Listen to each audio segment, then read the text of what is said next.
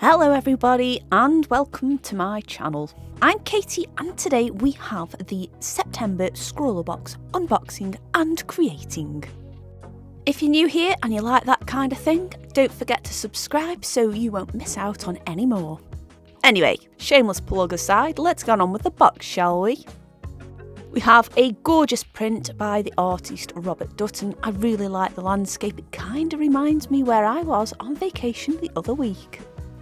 Now let's get on to the goodies, shall we? So first things first, I thought that little thing that I'd just picked up that was a bit square shaped was a kneadable eraser, just at a first glance. And that's completely justified considering this is a very charcoaly and graphite-y kind of box. And I was quite pleased actually to have the doing stuff because I tend to find that's a little less messy. But it turns out the kneadable eraser that I thought it was a Verico Art Graph Tailor's Chalk, and I have actually seen these about on other channels where people have used them like a watercolour. So I've never used these before as a art material, but I have used tailor's chalk, I guess back in the college days when we'd do textiles projects and obviously use a bit of tailor's chalk to make sure everything was where it should be. But we'll get to the tailor's chalk in a second. Considering we have the swatching going on right now, we might as well talk about what has been swatched. So we have two Faber-Castell Pitt Graphite Matte Pencils. Oh, what a mouthful. We have one in 6B and one in 14B, and they remind me a lot like the Mars Lumograph black pencils, and I love them. They are really black, they aren't as reflective as regular graphite, and I just like them. They're a bit of a pain to erase though, so when it's down, it's not coming back up. The other Faber-Castell material we have is a gold Faber white colour pencil, which is great actually. I like how opaque and pigmented that is, and that's just what I want for this mid-tone paper, which is the Clairefontaine Paint On in the colour denim. We also have a Do-Int blending stump, which I guess is doing its job, and as well we have 6 blocks. We have 3 of graphite and 3 of charcoal, and they come in soft, medium and hard, and that's for both of them. Now, I'm not a massive fan of charcoal. I may have mentioned it a time or two before. I'm not a huge fan of how it feels. I feel like it gets right in my fingerprints and I'm not down with that. And as untidy as I am, I don't want all the dust everywhere. I mean, you can see the surface of my desk right now, and that's a mess. I don't want to add to that. Not really.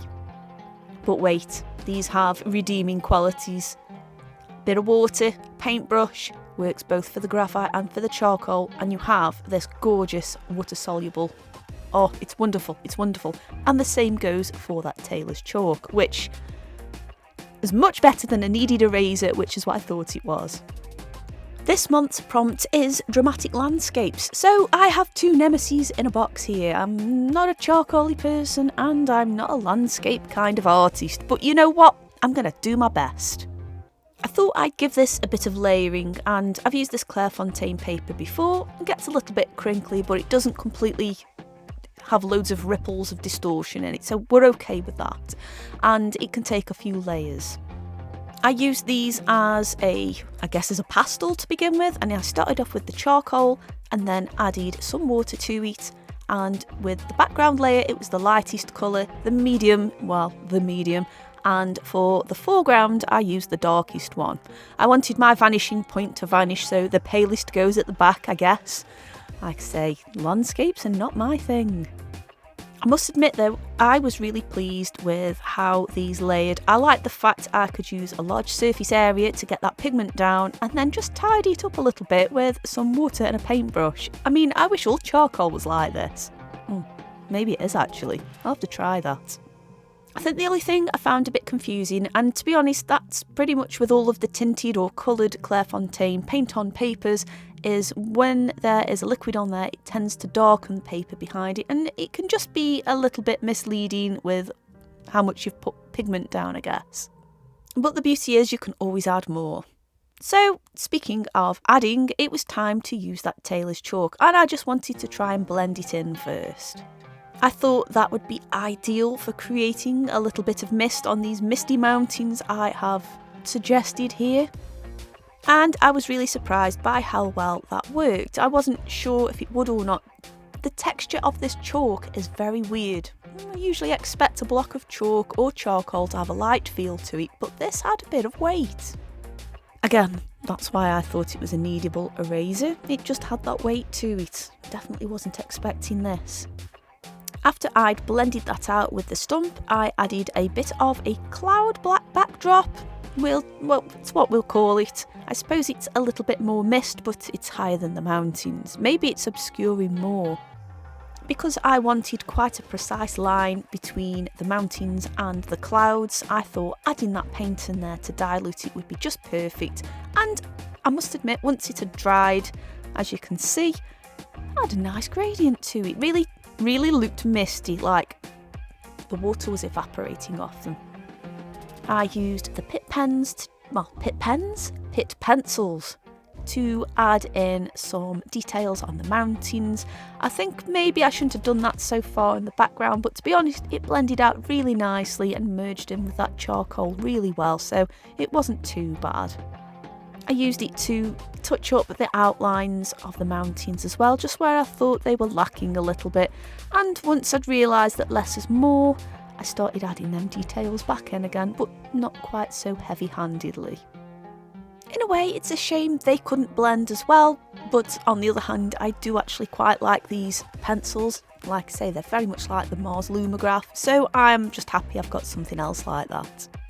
Now, the foreground was perhaps a little bit too dark for me, and I thought, okay, we'll add a bit of mist, and I went and blended it in, and it did add something better. It did add to it, I must admit, but I ended up deciding to add another mountain range in front of it, because why not?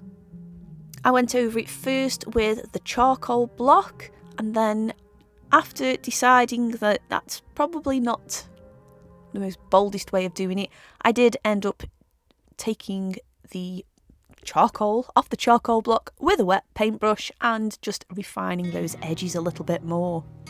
Now, like I say, I'm not a landscape person really, but I'm actually quite happy with how effective this came out, and I'll be really honest with you, I did just wing it, I really did.